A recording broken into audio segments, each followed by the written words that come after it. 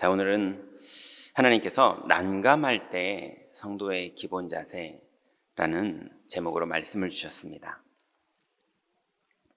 이 난감하다는 단어를 이게 선별을 해서 제목으로 하는데 이게 이런 단어를 써도 되나 싶은 흔하지 않은 단어기는 하죠. 예. 그런데 제가 한 주간 동안 성도님들을 놓고 기도하고 또 기도하다 보니까 그 성도님의 마음이 어떨까, 그 사람의 그런 상황인데 지금 어떨까, 또 그분은 잘 승리하고 계시나, 뭐 이런 여러 가지, 이제 제가 맨 처음에 경인교회 담임 목사로 시작했을 때는 마냥 은혜스러웠거든요.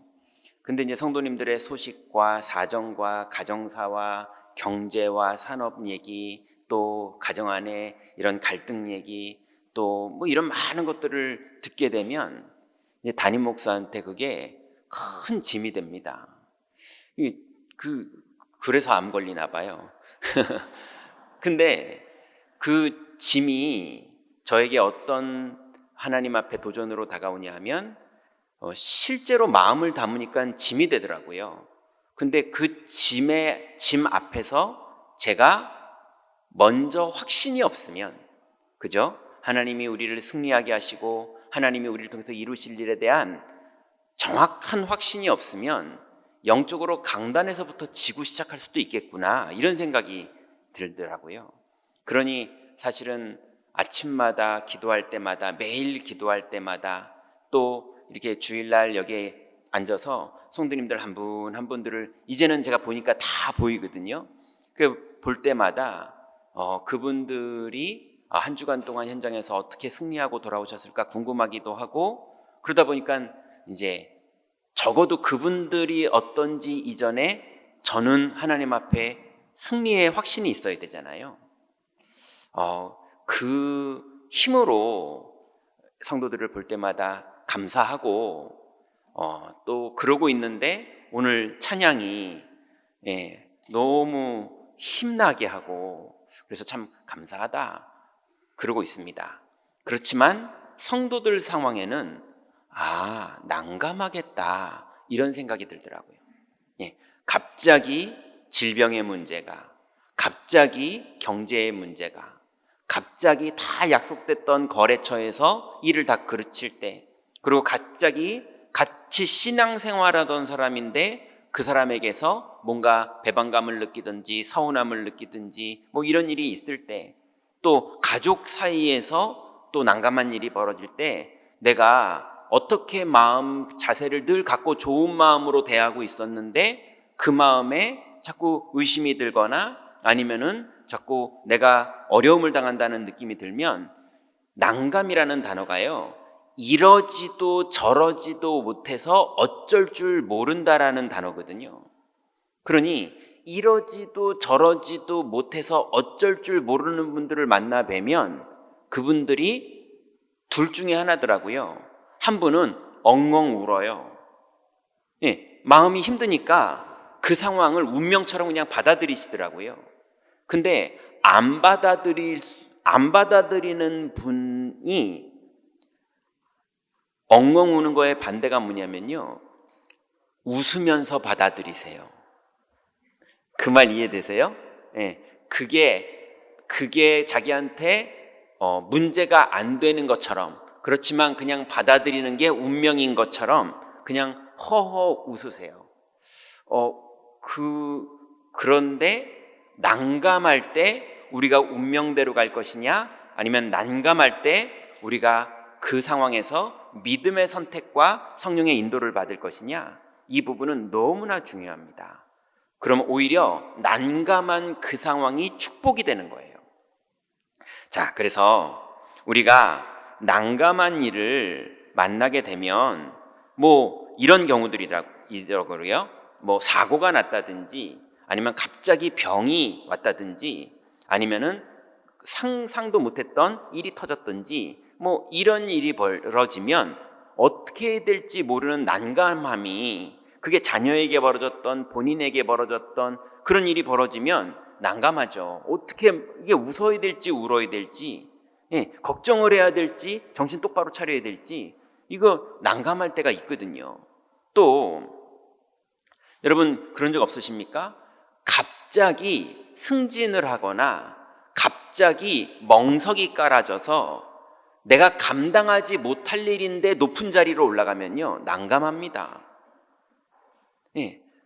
감당하지 못할 좋은 일이 벌어지면 그게 사람을 난감하게 만들어요. 그것 때문에 좋은 일 벌어지고 망한 사람들이 꽤 많습니다.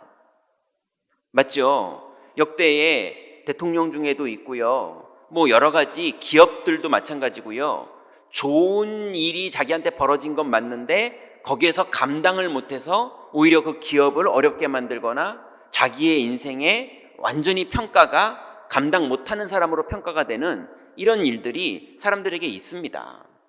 또 반대죠. 좋은 일이 벌어졌는데 감당하지 못해서 난감하게 되는 경우도 있고 또 안 좋은 일이 벌어져서 기대했던 회사에 불합격이 되고 기대했던 학교가 불합격이 되고 기대했던 승진이 누락이 되고 기대했던 계약이 파괴가 되고 이렇게 되면 사람이 난감해지는 상황이 오기도 합니다. 심지어는 우리가 살다 보니까 뭔가 천국 가기 전까지는 완벽한 사람이 아니지 않습니까? 그래서 예수님 믿으면서 치유받아가는 과정인데 그런데 내가 가지고 있던 불법들, 내가 가지고 있던 윤리적이고 도덕적이지 못한 부분들이 어느 날 드러나게 되면 이게 내 본심은 그런 인생이 아닌데 이게 뭔가 난감하게 되고 어렵게 되고 어떻게 변명할 거리도 안 되는 이런 상황에 사람들이 오기도 합니다. 그래서 자기는 불법인 줄 모르고 그냥 유턴을 했는데 잡혀서 딱지를 끊기도 하잖아요. 사실은 그런 건 난감하진 않죠. 근데 그런 개념처럼 불법인 줄 모르고 그냥 좋은 일인 줄 알고 했거나 당연한 일인 줄 알고 했는데 나중에 이게 불법인 경우를 발견하게 돼서 난감하게 되는 경우도 있을 수 있습니다. 그때 많은 사람들이 실수하는 게 그냥 될 대로 되라 하면서 막 진행해요. 또 어떤 사람들은 억척같이 그 부분이 문제되지 않게 하려고 막 하다 보니까 그 문제는 해결했는지 모르겠지만 그 사람에게 영적 문제가 옵니다. 그래서 분명한 건 욥이 말하기를 하나님께는 이런 일이 많이 있다고 말했어요. 하나님께는 이런 일들이 많이 있다. 내가 정금같이 나오게 될 것이다. 욥은 그렇게 말했죠. 자, 그래서 난감한 일이 벌어졌을 때 우리가 반드시 정리해야 되는 부분인데요. 기본적으로는 여러분 어떤 일이 벌어졌어도 하나님의 자녀는 하나님의 주권 안에서 벌어진 일입니다. 그래서 성경에서 이렇게 보니까요. 하나님의 주권은 주로 두 가지 방향으로 하나님이 진행하시더라고요. 하나는 하나님이 계획하셔서 진행하시는 일이 있어요. 그래서 여러분 산업이 됐던, 여러분 인생이 됐던, 렘넌트의 길이 됐던 만남도 하나님이 축복하시고 경제도 축복하시고 필요한 모든 것들을 공급하시고 지혜도 주시고 하나님이 진행하기 위해서 우리를 구원도 하셨고 인도도 하시고 역사도 하시는 하나님의 진행이 있습니다. 그런데 또 하나님의 주권 속에는 사탄이 하는 일을 하나님이 우리에게 허락하시는 경우도 분명히 있습니다. 욥기에도 보니까 있고 바울에게도 보니까 있었어요. 사탄의 가시라고 바울은 말했거든요. 그래서 사탄이 하는 일인데 하나님이 허락하시는 경우가 있습니다. 분명한 것은 하나님의 의도가 있는 하나님의 주권 가운데 사탄이 하는 일을 하나님이 허락했을 뿐이지 사탄이 마음대로 하는 일이 아닙니다. 그래서 여러분 어떤 난감한 일이 벌어졌던 하나님이 주권 가운데 우리에게 허락하신 일이고 사탄이 진행하는 일이든 하나님이 주권 가운데 우리에게 응답하시는 일이든 분명한 건 우리에게 축복이 되는 의도로 하나님이 허락하신 겁니다. 그러면 두 번째는 그 난감한 일 속에는 100% 하나님의 계획이 있습니다. 그러니 여러분, 난감하다는 말 자체가 계획을 발견하지 못했을 때의 마음 자세인 거거든요. 그런데 하나님의 계획이 발견되면 난감이 감사로 바뀝니다. 반드시 감사해져요. 그래서 여러분, 지난주 메시지처럼 어떤 상황이 벌어져도 여러분이 그 안에서 그냥 무조건 감사하다, 이런 긍정적인 사고방식을 말하는 것이 아니라 하나님의 계획이, 하나님의 의도가 보여서 알게 되면 여러분, 그때부터 감사가 시작되고 하나님 나라가 시작됩니다. 그러면 반드시 하나님이 주권 가운데 허락하신 그 난감한 상황과 거기에서 하나님 앞에서 감사가 발견된 성도는 반드시 하나님 자녀의 여정을 가게 됩니다. 난감한 일이 그대로 벌어졌지만 하나님의 감사의 제목이 발견된 그 사람은 그 난감한 상황 속에 하나님의 계획이 성취되어져 가는 여정을 반드시 가게 됩니다. 그걸 우리는 유일성이라고 말합니다. 그 길을 다 통과했더니 아무도 가지지 않은 경험을 가지게 되고 아무도 가지지 못한 눈을 가지게 되고, 그래서 그 사람은 그 현장에 하나님이 봐도 또 세상 사람들이 봐도 대체할 수 없는 유일성을 가진 사람이 되는 겁니다. 그걸 보고 우리는 하나님 나라가 임했다, 이렇게 말하죠. 자, 그래서 이제 우리가 이 하나님 나라를 난감함 속에서 누리는 축복을 누리기 위해서 오늘 하나님이 본문에 바울을 통해서 선명하게 세 가지 어떤 자세를 가져야 이 난감함 속에서 하나님의 축복과 감사를 회복할 수 있는지를 말하고 있는데요. 그 첫 번째가 마음과 생각을 지켜라, 이렇게 말합니다. 7절에 보니까 그리하면 모든 지각에 뛰어난 하나님의 평강이 그리스도 예수 안에서 너희 마음과 생각을 지키시리라 그랬어요. 그러니 하나님이 마음과 생각을 지켜주시니 우리는 마음과 생각을 지키면 됩니다. 어떤 일이에요? 아무것도 염려하지 말고, 이 말이 무슨 말입니까? 염려할 것이 계속 벌어진 그 난감한 현장에서 하나님이 마음과 생각을 지켜줄 거라는 거예요. 자, 출애굽기 14장 13절에 보니까 모세가 난감한 일이 벌어졌어요. 이제 분명히 하나님께 말하기를 내가 애굽으로 돌아가면 백성들이 내 말을 듣지 않을 겁니다 라고 하나님께 말했었거든요. 그래서 안 간다고 말했었거든요. 근데 하나님은 하나님이 여호와라고 가라는 거예요. 그래서 모세가 왔거든요. 그랬는데 하나님의 약속대로 10가지 재앙은 해결됐지만 모세의 생각대로 바로 왕은 끝까지 무릎 꿇지 않고 홍해 앞까지 쫓아온 거예요. 하나님의 말도 맞고 모세의 말도 맞았잖아요. 모세의 불신앙과 선입견도 맞았고 하나님의 약속도 맞기는 맞았어요. 그래서 출애굽을 해서 나오기는 했는데 마지막 골인을 못하는 앞에 홍해바다가 있는 거예요. 아니, 하나님의 말씀도 맞는데 모세의 말도 맞았어요. 그 바로 왕이 절대로 인정 안 하고 백성들은 끝까지 불신하고 나를 안 믿을 거라고 분명히 말했거든요. 근데 그 일이 홍해바다 앞에 서서 있는데 백성들이 원망을 시작합니다. 우리가 매장지가 없어서 여기서 죽게 하려고 끝내 여기까지 우리를 끌고 나온 거냐? 이래버려요. 모세 말이 맞았잖아요. 그리고 바로 왕이 10번이나 기적이 벌어졌는데 그러면 무릎 꿇어야 되는데 무릎 꿇지 않고 끝까지 또 11번째 쫓아오잖아요. 여러분, 권투 저는 하지 못하지만 좋아서 보거든요. 근데 계속 때렸는데 그 사람이 씩 웃으면 겁나 하더라고요. 이 정도 때리면 쓰러져야 되는데 이 정도 때렸는데 씩 웃는데 마우스피스가 흰색이에요. 그러면 겁나더라고요. 아니, 바로 왕을 10번을 재앙을 일으켜서 완전히 꺾어버렸는데, 그래서 출애굽을해서 나오는데 성경에는 11번이라고 10가지 재앙만 나오죠. 11번째 또 쫓아오는 거예요. 그러면 하나님 말씀도 맞고 모세 말도 맞잖아요. 근데 백성들은 모세의 선입견대로 원망합니다. 그때 모세가 홍해 앞에서 난감하지 않습니까?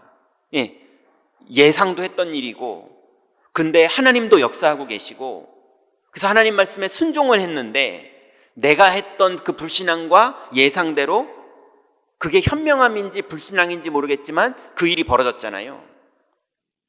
근데 이제는 빼도 박도 못해요. 군대가 쫓아오고 있고요. 앞에는 홍해바다예요. 거기서 모세가 난감하지만 선택을 합니다. 14장 13절에 보니까 모세가 백성에게 이르되 너희는 두려워하지 말고 가만히 서서 여호와께서 오늘 너희를 위하여 행하시는 구원을 보라. 너희가 오늘 본 애굽 사람을 영원히 다시 보지 못하리라.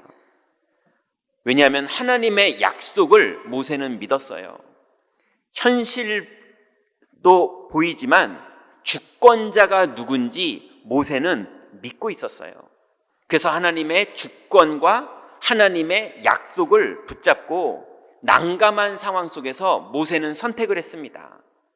오늘 우리가 본 애굽 사람들을 다시는 보지 못할 것이다. 그리고 그 말은 이루어졌어요. 또 이번에 모세는 말씀에 순종하다 난감한 일이 벌어졌지만 사무엘하 16장 11절부터 12절에 보면요, 다윗은 가정과 직장에서 난감한 일이 벌어졌습니다. 왜냐하면 다윗이 왕을 하고 있는데 오히려 사울 임금과 함께 하던 그 정치하던 신하들이 아들 압살롬을 반역시켜서 아들도 아버지를 반역하고, 그리고 왕궁의 신하로 있던 사울 임금의 계통의 사람들이 역모를 일으켜서 구테타를 일으킵니다. 그래서 다윗이 도망을 가죠. 얼마든지 다윗에게도 장수들이 있었고 다윗도 골리앗을 이길 만큼 확신 있는 사람이었어요. 그런데 다윗이 도망갑니다. 왜 도망갑니까? 아들 살리려고요. 그 의도가 성경에 곳곳에 나오죠. 그런데 그때 철모르는 시므이라는 왕궁에 있던 종이 다윗의 도망가는 뒤에다 대고 욕을 합니다. 저주를 하고요. 그때 다윗이 도망가지만 이미 다윗은 담나 있었어요. 도망을 가는 게 아니라 사실은 승리한 거였습니다. 그래서 난감한 상황에 다윗은 이렇게 말합니다. 또 다윗이 이비새와 모든 신하들에게 이르되 내 몸에서 난 아들도 내 생명을 해하려 하거든 하물며 이 베냐민 사람이랴. 여호와께서 그에게 명령하신 것이니 그가 저주하게 버려두라. 혹시 여호와께서 나의 원통함을 감찰하시리니 오늘 그 저주 때문에 여호와께서 선으로 내게 갚아주시리라 하고. 여러분, 언약을 붙잡고 하나님의 뜻대로 그 여정을 가는 사람에게는 하나님의 주권과 하나님의 여정을 막을 사람이 없습니다. 다윗이 옳아서가 아니라 하나님의 계획 속에 다윗이 들어간 거지 다윗이 옳은 걸 한 게 아니에요. 그래서 하나님의 흐름과 하나님의 계획 속으로 가고 있는 성도들의 길을 아무도 막을 자가 없습니다. 그 확신을 갖고 있었기 때문에 아들이 그래도 또 종이 그래도 다윗은 오히려 하나님의 음성으로 듣습니다. 여러분, 이 결과가 나중에 어떻게 됩니까?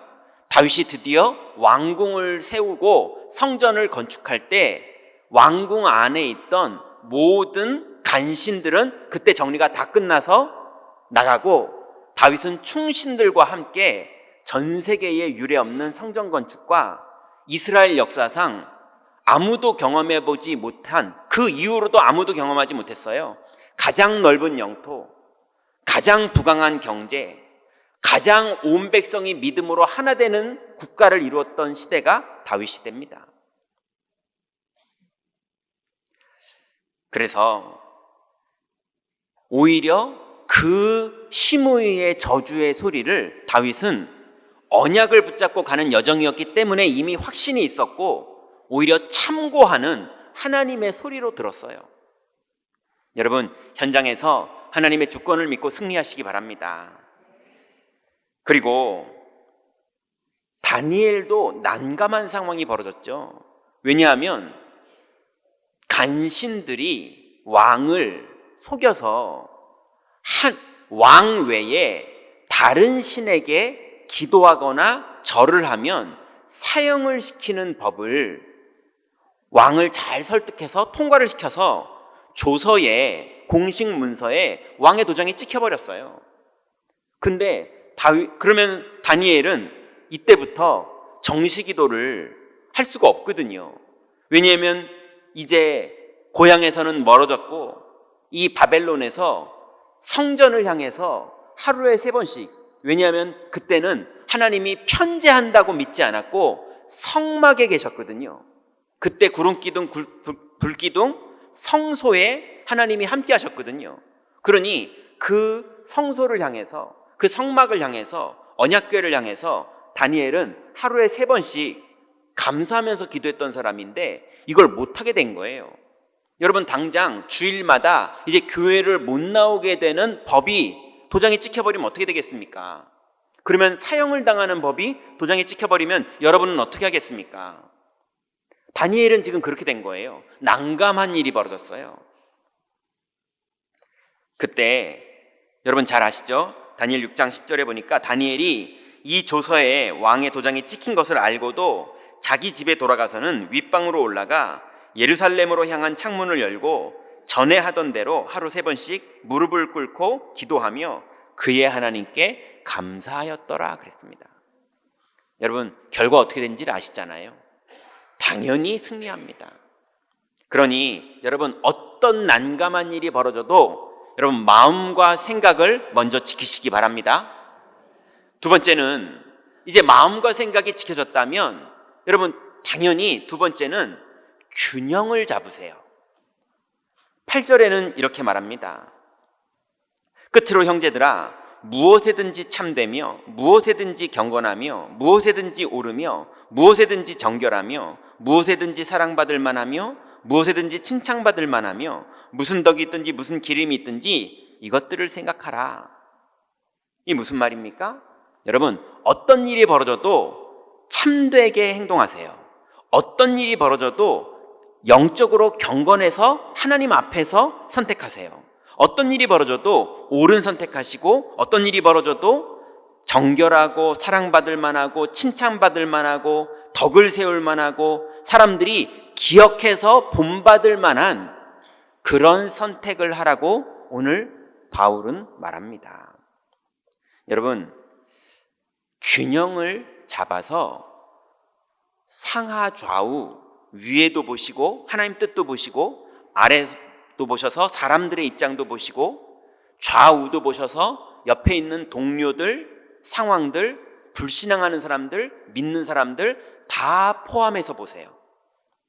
왜냐하면 여러분들은 어차피 승리할 하나님 자녀니까 모든 걸 아우르면서 믿음의 선택을 하는 겁니다. 그래서 여러분, 균형을 잡으려면 첫 번째로는 하나님 앞에 서시면 됩니다. 열왕기상 18장 21절에 보니까 아합 임금이 너무 불신앙으로 백성들을 현혹하고 너무 많은 백성들이 하나님을 버리고 우상을 숭배하는 선택들을 하려는 그런 과도기적인 단계에 이스라엘이 있었어요. 그때 엘리야가 기도 응답으로 아합 왕에게 연락을 하죠. 그래서 바알 선지자들, 아세라 선지자들 850명과 엘리야 1명이 갈멜산에서 어떤 신이 참된 신인지를 온 백성 앞에서 대결하는 영적 싸움을 붙습니다. 그때 이제 산에 올라가려고 산에 올라가는데 백성들이 이제 그걸 보려고 막 우르르 오잖아요. 꼭 예수님 십자가 지고 가실 때 많은 사람들이 본 것처럼 백성들이 막 그걸 보고 있거든요. 근데 난감한 상황에서 불신앙을 선택하는 마음들이 너무 그때 많았어요. 그때 엘리야가 이렇게 말합니다. 엘리야가 모든 백성에게 가까이 나아가 이르되 너희가 어느 때까지 둘 사이에서 머뭇머뭇하려느냐. 여호와가 만일 하나님이면 그를 따르고 바알이 만일 하나님이면 그를 따를지니라 하니 백성이 말 한마디도 대답하지 아니하는지라 그랬어요. 여러분, 정말로 하나님이 살아계신 게 맞습니까? 예, 정말 우리가 하나님은 안 살아계신데 인생이 힘들다 보니까 하나님이라는 가상의 신을 만들어 놓고 좀 의지하는 척하면서 스트레스를 줄이려고 하는 겁니까? 아니면 정말로 이 땅에 마귀라는 게 실존하고 있고 정말로 하나님이라는 분이 살아계십니까? 그 하나님이 정말 이 땅을 창조하신 창조주요, 이 땅에 참새 한 마리도 그분이 허락 없이는 떨어지지 않는 주권자가 맞습니까? 우리가 그분 만나는 길이 열렸고 그분이 나의 하나님이시고 내 가정의 하나님이시고 내 경제와 내 인생을 주관하시고 생명을 주관하시는 분이 맞습니까? 맞다면 하나님을 믿어야죠. 그래서 오늘 엘리야가 하나님 앞에서 하나님을 믿으라고 외칩니다. 만일 여호와가 하나님이면 그를 따르고 바알이 만일 하나님이면 그를 따를지니라. 여러분, 어떤 일이 벌어져도 균형을 잡을 수 있을 만큼 하나님을 먼저 믿으시기 바랍니다. 여러분, 절대 망하지 않아요. 여러분, 절대 하나님 자녀입니다. 하나님이 여러분을 붙잡고 눈동자처럼 아끼고 계시고 머리카락을 세신 바처럼 여러분의 모든 걸 다 알고 계십니다. 예. 오히려 무엇을 먹을까 마실까 입을까 염려하니까 그건 이방인들이 구하는 것이다, 그런 거 기도하지 말라고 하실 정도입니다. 오히려 하나님을 믿으라고 하고 계세요. 여러분, 하나님을 믿고 균형을 잡으시기 바랍니다. 또 정말로 하나님을 믿기 때문에 사람도 보는 눈이 있으셔야 돼요. 그래서 바울이 디도를 교회의 지도자로 세우면서 성도들을 지도할 때 영적인 지도자들을 세울 때는 이런 사람을 세워라 하고 기독교인의 모범적인 모습을 보여줍니다. 뭐라고 말하냐면요, 감독은 하나님의 청지기로서 책망할 것이 없고 제 고집대로 하지 아니하며 급히 분내지 아니하며 술을 즐기지 아니하며 구타하지 아니하며 더러운 이득을 탐하지 아니하며 오직 나그네를 대접하며 선행을 좋아하며 신중하며 의로우며 거룩하며 절제하며 이렇게 말합니다. 여러분, 정말로 그리스도 안에서 균형을 잡고 있다면 사람을 돌아볼 때도 흥분하거나 함부로 판단하거나 그러지 마시고 오히려 도와주시고 배려해 주시고 살리는 선택들을 하시기 바랍니다. 그건 여유가 있으니까 하나님의 영광을 위해서 그런 선택을 하라는 거지 율법이 아닙니다. 근데 제가 이 성경을 보면서 하나 여러분 오해가 풀려야 되는 건 있겠다 싶더라고요. 그게 뭐냐면 급히 분내지 아니하며 술을 즐기지 아니하며 구타하지 아니하며, 그러니까 급히 분내는 건 뭔지 이해되시죠? 그거랑 동급으로 술 즐기는 거와 그걸 또 동급으로 구타하는 거, 이거 세 개를 동급으로 봤더라고요. 그래서 술을 즐기는 거를 구타하는 거와 동급으로 보니까 이게 뭔가 오해하실 것 같아요. 그런데 그 시절에 술을 즐기지 아니하며라는 문장의 배경은 술을 먹고 정신이 혼미해져서 구타를 할 만큼 통제를 못하는 상태가 되는 걸 즐기는 사람을 말하는 거예요. 참고로 저는 술 안 마십니다. 제가 술을 옹호하는 얘기가 아니라 율법적으로 바뀌는 거를 하라는 얘기가, 율법적으로 바뀌자는 얘기가 아닌 거를 말하는 겁니다. 예, 여러분, 하나님으로 충분해서 게임 중독이었던 사람이 게임을 안 해도 될 만큼, 그렇지만 게임을 하는 것도 아무 문제 안 됩니다. 맞지 않습니까?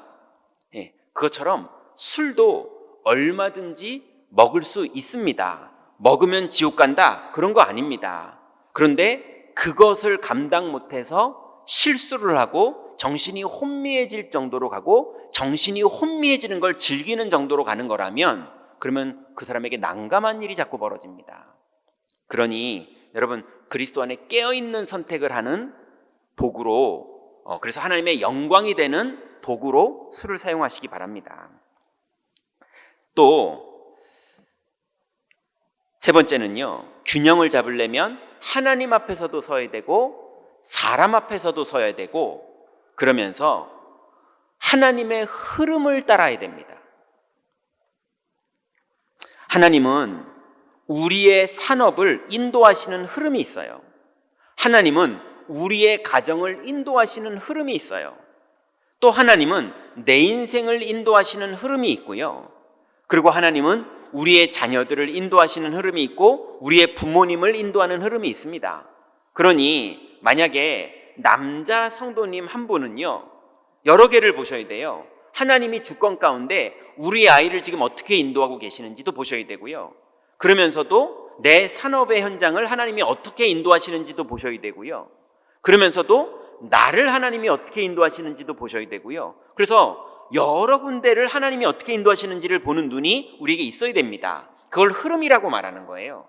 그래서 말씀의 흐름이 우리를 인도하듯이 그 흐름 가운데 기도 제목의 흐름도 우리에게 계속 있고요.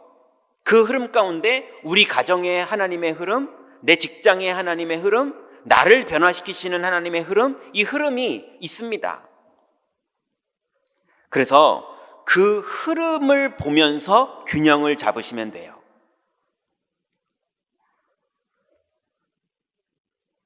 그러니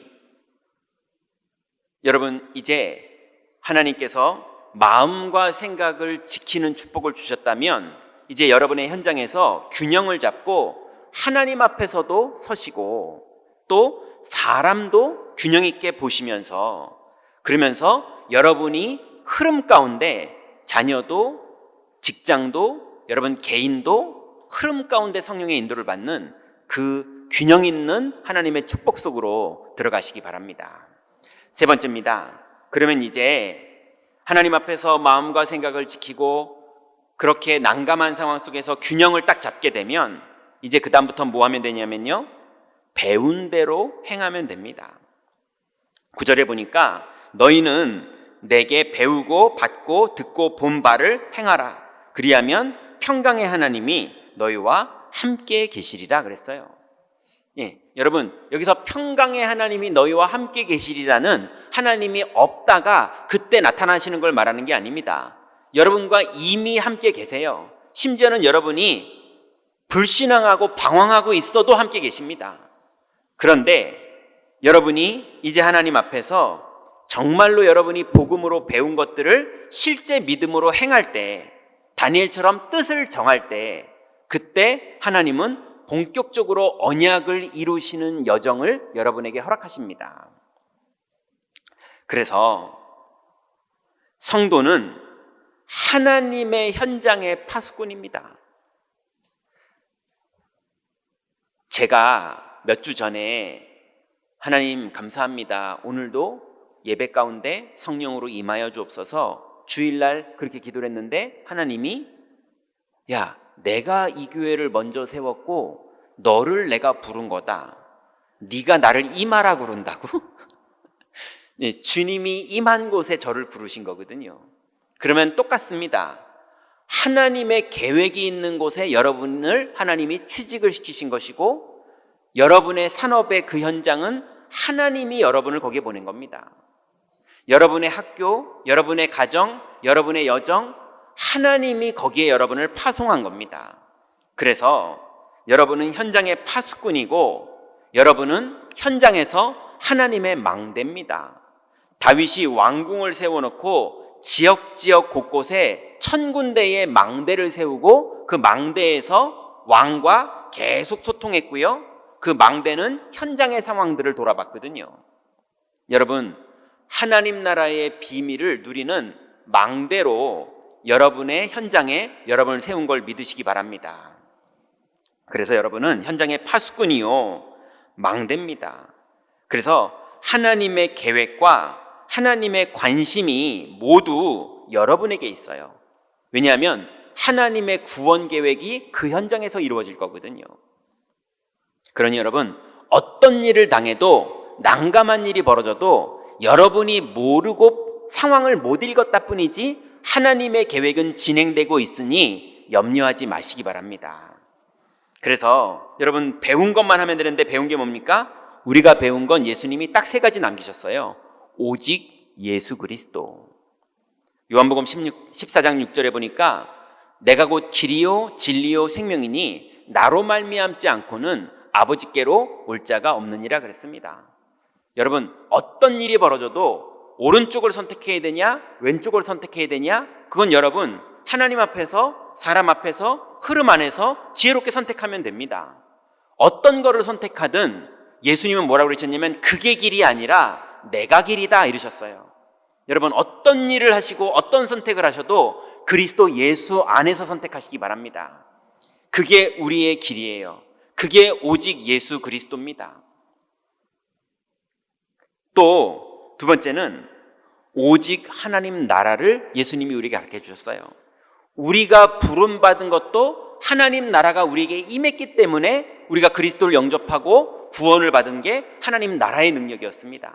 이제 우리의 인생 걸음걸음마다 하나님 나라가 이루어져서 걸음마다 흑암이 결박되고 걸음마다 성령이 내주하시고 인도하시고 역사하시고 걸음마다 성령께서 우리를 가르쳐 주시고 걸음마다 연약한 우리를 승리하게 하시는 하나님의 일이 하나님 나라로 진행이 되거든요. 그러니 여러분, 어디에 있어도 하나님 나라가 이루어지는데 언제 이루어지느냐? 믿을 때 이루어집니다. 그러니 여러분, 0.1초 만에 여러분의 교실을, 0.1초 만에 여러분의 사무실을, 0.1초 만에 여러분의 가정을, 0.1초 만에 여러분의 그 난감한 상황을 하나님 나라로 바꾸는 방법은 그 상황에서 여러분이 주인된 그 상황 때 난감한데요, 그리스도가 주인이 딱 되는 순간, 하나님이 그 현장의 주인으로 딱 바뀌는, 여러분이 뜻을 정하는 그 순간 나라가 이루어집니다. 여러분, 현장을 하나님 나라로 바꾸시기 바랍니다. 그럼 하나님의 일이 진행됩니다. 그래서 로마서 14장 17절부터 18절에 보니까 하나님의 나라는 먹는 것과 마시는 것이 아니요 오직 성령 안에 있는 의와 평강과 희락이니라. 이로써 그리스도를 섬기는 자는 하나님을 기쁘시게 하며 사람에게도 칭찬을 받느니라 그랬습니다.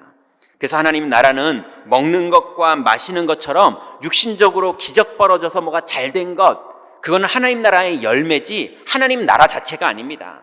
하나님 나라는 성령 안에서 의와 평강과 희락, 무슨 말입니까? 난감한 상황 속에서 감사가 될 만큼 하나님의 뜻이 딱 믿어지는 상태가 된 걸 말하는 거예요. 세 번째로 우리가 배운 것은 오직 성령이 임하시면입니다. 예수님이 선명하게 말씀하셨어요. 언제 이스라엘이 회복됩니까? 오직 성령이 너희에게 임하시면 권능받고 증인될 것이다 그러셨어요. 그래서 여러분, 어떤 일이 벌어져도 그 난감한 상황에 문은 언제 열리느냐? 성령이 임하시면. 여러분이 고민하고, 여러분이 걱정하고, 여러분이 희망하고, 여러분이 소원하는 그게 언제 이루어지느냐? 시간은 제가 모르지만 분명한 건 내용적으로 볼 때는 성령이 임하시면 일이 벌어집니다. 그러니 여러분, 약속을 붙잡고 기다리시면 됩니다. 기다리는 자에게 반드시 몇 날이 못 되어 성령이 임하십니다.